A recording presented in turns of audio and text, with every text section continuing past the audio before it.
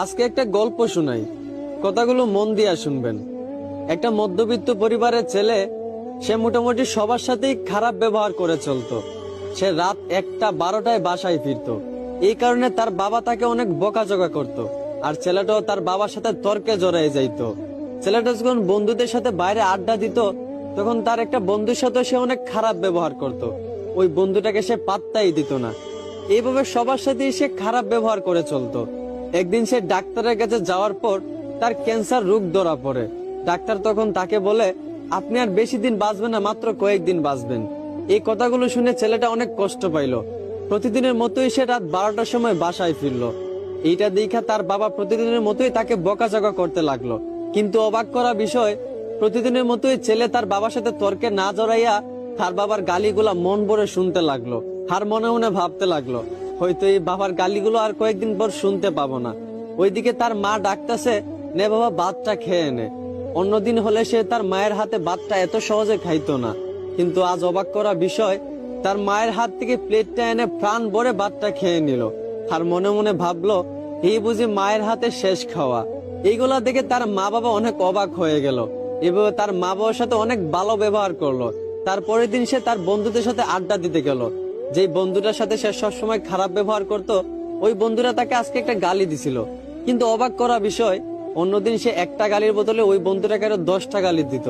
কিন্তু আজ অবাক করা বিষয়, ওই বন্ধুটা গালি দেওয়ার পর সে বন্ধুটাকে জড়িয়ে ধরে কাঁদতে লাগলো আর বলল, ভালো থাকিস রে দোস্ত। এইগুলা থেকে তার সকল বন্ধুরাও অবাক হয়ে গেল। যেই বন্ধুরা কখনো খারাপ ব্যবহার না করে থাকতে পারতো না, সেই বন্ধুটা সবার সাথে হাসি মুখে ভালো ব্যবহার করতেছে। সবাই অনেকটা অবাক হয়ে গেল। ছেলেটা আগের চেয়ে অনেক পরিবর্তন হয়েছে, আগের চেয়ে অনেক ভালো হয়ে গেছে, এখন সবার সাথেই ভালো ব্যবহার করে। এইভাবে মাসখানিক যাওয়ার পর ছেলেটা আবার ডাক্তারের কাছে যায়। ডাক্তারের কাছে যাওয়ার পর ডাক্তারকে জিজ্ঞেস করে, আপনি বলছিলেন আমি হয়তো কয়েকদিন বাঁচবো, কিন্তু প্রায় 1 মাস কেটে গেল। আপনি কি কোনো গ্যারান্টি দিতে পারবেন যে আমি আর কতদিন বাঁচবো? এইটা শুনে ডাক্তার ছেলেটাকে বলতে লাগলো, দেখেন একটা কথা শুনেন, আমি ওই দিন যে আপনাকে বলছিলাম আপনি মাত্র কয়েকদিন বাঁচবেন, এই কথাটা আপনাকে আমি মিথ্যা বলছিলাম। আর মিথ্যা বলার কারণ আপনাকে পরিবর্তন করা। আপনি আগে সবার সাথেই খারাপ ব্যবহার করতেন। আপনার বাবা যদি আপনাকে বকাঝকা করত, আপনার বাবার সাথেও আপনি তর্কে জড়াই যাইতেন।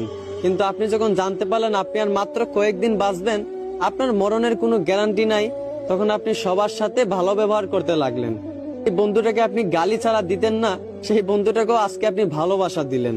আসলে এইখান থেকে আমরা একটাই শিক্ষা পাই, যে প্রত্যেকটা মানুষ যদি তার মরণের কথা স্মরণ করত, যে হয়তো বা আজও তো মারা যেতে পারি, কালও তো মারা যেতে পারি, এখনো তো মারা যেতে পারি, এইভাবে যদি প্রত্যেকটা মানুষ তার মরণের কথা স্মরণ করত, তাহলে দেখতেন কোনো মানুষই দুনিয়াতে খারাপ ব্যবহার করত না, কেউই কারো প্রতি কোনো অভিযোগ রাখতো না, কেউই কাউকে মাফ না করে থাকতে পারতো না।